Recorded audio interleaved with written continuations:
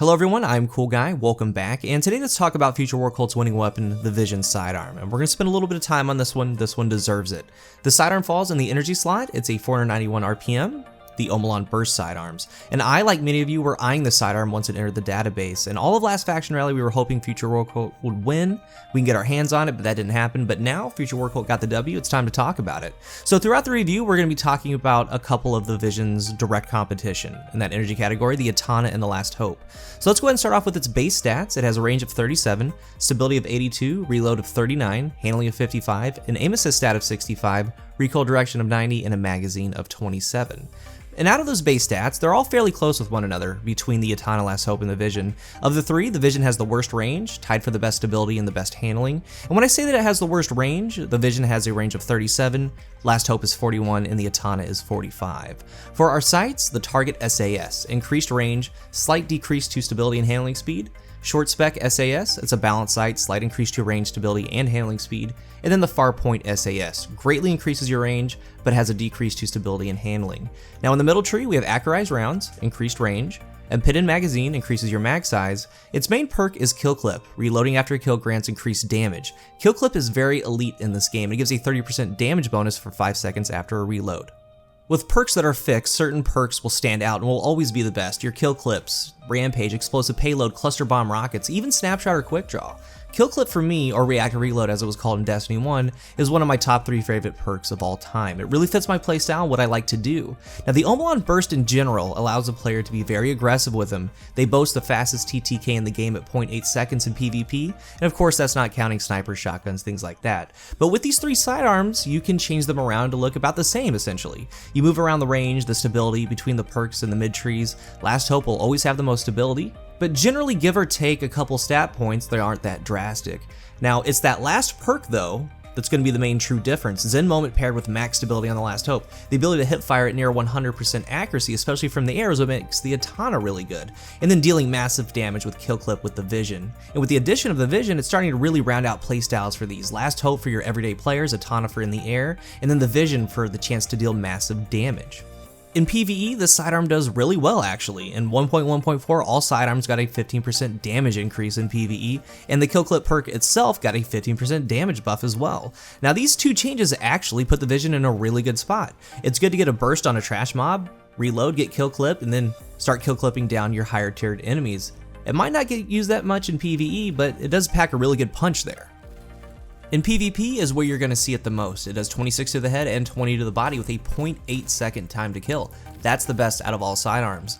The body TTK is 1.13 seconds, again the best out of all sidearms. With kill clip, it does a massive 34 to the head and 26 to the body, and if the entirety of the burst lands, that's 102 damage, a 2-burst kill. And if you're feeling really adventurous on the Hunter with the Mechaner's Trick Sleeves, if you have the kill clip buff and the Mechaner's Trick Sleeve buff active at the same time, you can absolutely delete someone. It does 45 to the head per bullet and 35 to the body. So 135 per burst if all bullets land to the critical, as you guys saw in the opening clip. Now this is the kind of stuff that really excites me. It kind of keeps me up at night as well. It's one of those setups that is really fun searching for those clips.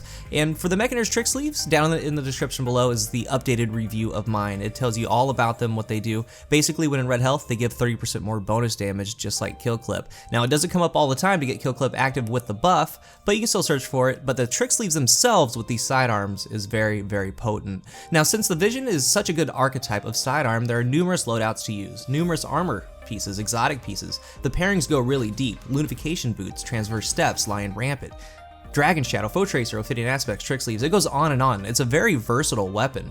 But let's go ahead and talk about the sights, recoil, and the effective range for a little bit.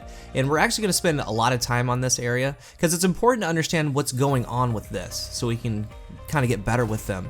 Now for all this, we're going to be using accurized rounds on the Vision, and that's what I recommend. Now the appended mag is really nice, but the reload is so good on these sidearms you don't really need it because the few extra shots that you're getting is going to be made up with the fast inherent reload that these have.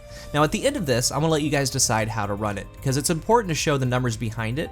First, the recoil for each sight is going to pull up and to the left slightly. But now comes the question, how should you spec this sidearm? Each one of these sights grant different things. Some have more range, some have more stability, and most of the time range is going to be the answer, because the longer the range, the more small amount of aim assist and accuracy is added, the better your drop off. So let's go through the difference in range and stability on this weapon, and it's kind of minimal both ways, but it's important to understand what's going on. Now, as far as range with the sights, here's the ranking of most range to least range. Far point is 14 meters, target 13.5, short spec 13 meters. So with the sights, the shortest point to the furthest point is 1 meter. Now that's not very much. That's pretty much a step and a half when your guardian is walking. The distance is very minimal in game. So let's take that 13-14 meter maximum effective range of the vision. It's also very, very close in game. These sidearms are designed as an up-in-your-face CQC weapon. So at 13-14 meters, if your enemy is kind of sprinting at you, that's pretty much a knee-slide shotgun beatdown away. So for these sidearms, you aren't trying to outrange an Antiope, an Antiope. You're never going to be successful doing that. Just keep that in mind, we're going to talk about it more in a little bit. The burst itself on these sidearms is wild. It's not like a pulse burst. Its first initial shot is on point, it hits dead center of where you're aiming, but the other two bullets, they pop high and group well above the initial shot. And when you add stability on these, it pulls the burst in two different ways. The first way is the distance from your initial first shot and the two at the top. The second way it pulls them in is those 2 rounds at the top, it brings them closer together. I want you to look at and think about this burst in that 13-14 meter gap of its maximum effective range. If you spec for the most range and take away the most stability, it's making the burst spread up a little bit more. But for the vision, it isn't that drastic, it's just a tad little bit. But let's look at the burst. Side by side, on the left we have the most range equipped, and on the right we have the most stability equipped. And looking at the quality of the burst, of what it does naturally, if you let that recoil fly and don't control it, you have to aim at your enemy's thigh at that range for the burst to even land. It's important to know that when you're aiming this thing. The first bullet lands exactly where you're looking, but those other two are well above your target. And I always say control the burst, and we're going to talk about that in a second. So if you spec for range, you're getting 1 meter more. If you spec for max stability, you're getting a slightly tighter burst and losing that 1 meter. To me, with the design of the weapon, it's good for two things, baiting and being aggressive. So if someone's rushing straight at you and getting up in your face, these burst sidearms are in their playground. Very good defensive weapon and baiting someone in. On the flip side, it's good at the complete opposite, rushing straight in, getting in the air, knee sliding at them. In those instances, range isn't necessarily in play. You could argue that in CQC, landing precise shots is more important. Achieving that fast time to kill. That's where you could see the small benefit of stability right there, and PC players might be okay with the range and recoil control. When you're shooting these, it's very important to apply a little down tension, down movement to level out the burst. It fights flinch and it lands more precise shots on where you're actually aiming. So that was a very important section, breaking down range and stability in relation to how these shoot. So as a conclusion, they are built for extremely CQC, close quarters combat. The difference between min and max range is 1 meter, and a higher stability groups the burst just a tad better, making the shots land a little close to one another. And knowing all of this and seeing how these shoot, it makes you stop and think about the last hope with max stability and Zen moment, what that weapon is doing for the user to make it top tier. Moving on, another thing that Kill Clip does is, in a way, it kind of extends your effective range. Let's take this right here. I switch to my sidearm, knowing that I can clean him up, I can get my fast reload, get Kill Clip going. I get that reload, I start being aggressive, searching for my next target. But luckily right here, we have a power ammo location, and that box, I'm 11 meters away. And I would guess that my enemy's about 18 or so meters away. Now, the extra damage pushes out that range to make up for the drop-off. It would be doing 34, but we're down to 28, so I'm kind of far away. You have these type of advantages with Kill Clip, really stretching its capabilities at times. And remember, Kill Clip is why we use the weapon. Try to take advantage of it every time you pick this thing up. Actively search for reload and damage, because if you aren't going for Kill Clip kills, then the weapon itself is just a base Omolon sidearm. If that isn't your style, then the Last Hope's here, the Atana's here, you can go ahead and use those. But with the perk set alone, the vision is top tier. The base Omolon burst sidearm is really good on its own, but when you add something like Kill Clip to do huge chunk damage, it takes those sidearm class to another level, a very potent level. In the final section of the review, let's go over some tips for success using the vision, and we're going to go over some concepts we already reviewed as well as some more tips. Now, number one, when it comes to range or stability, there is no right answer on these because they're extremely CQC. You aren't going to outrange anything in the game with it. It's designed as an up-in-your-face melt machine and should be used as such. And we went over those differences. Play a game or two with maximum stability, play a game or two with maximum range, see what feels the best to you. Number two, control the burst. Do not let the recoil fly. It wants to fly up on you, bring it down. It's almost a spray type of weapon. The goal is to land more meaningful shots, and kinda as a rule of thumb, the further you are away, the lower you aim.